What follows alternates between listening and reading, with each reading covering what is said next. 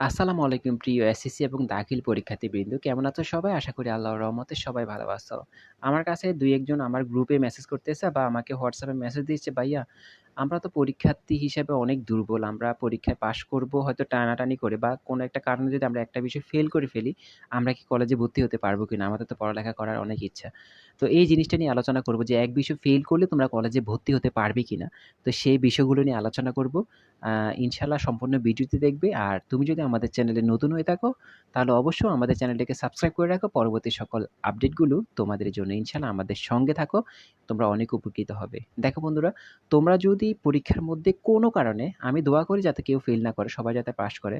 তো আমি কোনো কারণে বাইসেন্স কোনো কারণে যদি তুমি একটা বিষয় ফেল করে ফেলো, এখন তোমার করণীয় কি? তুমি কি আদৌ কি কলেজে ভর্তি হতে পারবে কিনা? দেখো বন্ধুরা, কোনো কারণে যদি তুমি একটা সাবজেক্ট ফেল করো, তাহলে ফেলই থাকবে। তুমি কোনোভাবে কলেজে ভর্তি হতে পারবে না। কোনো কলেজেই পারবে না।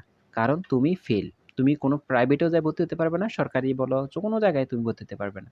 কারণ তুমি এসএসসিতে উত্তীর্ণ হওনি, এসএসসিতে তুমি ফেল করেছো। এইজন্য তুমি কোথাও ভর্তি হতে পারবে না। তো আমাদের প্রথমত যে জিনিসটা করা দরকার সেটা হচ্ছে ভালো করে পড়াশোনা করে সবগুলা বিষয় পাস করা। যারা দুর্বল তারা অন্তত টেনে টুনে হলেও পাসের অ্যান্সারগুলো ভালোভাবে বাড়ি থেকে নিয়ে যাওয়া। বাড়ি থেকে বলতে নকল না কিন্তু মাথায় করে নিয়ে যাওয়া, পড়াশোনা করে নিয়ে যাওয়া যাতে পাস করতে পারো।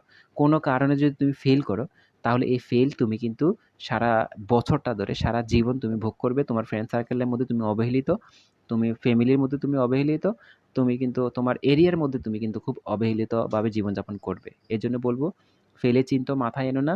ফেল করলে তুমি কিন্তু কোথাও ভর্তি হতে পারবে না। তোমার পড়াশোনা এখানে আটকে যাবে। পরবর্তী বছরে গিয়ে তুমি কিন্তু আবার পরীক্ষা দিতে হবে। ধরো তুমি এক বিষয় ফেল করেছো, শুধু ধরো তুমি গণিতে ফেল করেছো, এক বিষয়, তাহলে তুমি কোথাও কিন্তু ভর্তি হতে পারবে না। পরবর্তী বছরে গিয়ে তুমি কিন্তু আবার ফর্ম ফিল আপ করাবে একটা বিষয়ের জন্য। শুধু একটা বিষয় তুমি পরবর্তী বছরে যা পরীক্ষা দিবে, ওই সময় পাস করলে তোমার কিন্তু আবার সার্টিফিকেট চলে আসবে। তখন তুমি আবার গিয়ে কলেজে ভর্তি হতে পারবে। আশা করি বুঝতে পেরেছো সবকিছু। তারপরে যদি কোনো কিছু বুঝতে না পারো, কমেন্ট বক্স খোলা আছে, কমেন্ট বক্সে জানিয়ে যাও। ইনশাআল্লাহ কমেন্টে রিপ্লাই দেওয়ার চেষ্টা করব। অন্তত ফেলের চিন্তা মাথা থেকে ঝেড়ে ফেলো। এখন পর্যন্ত যে সময় আছে এই ১৫টা দিন কাজে লাগাও।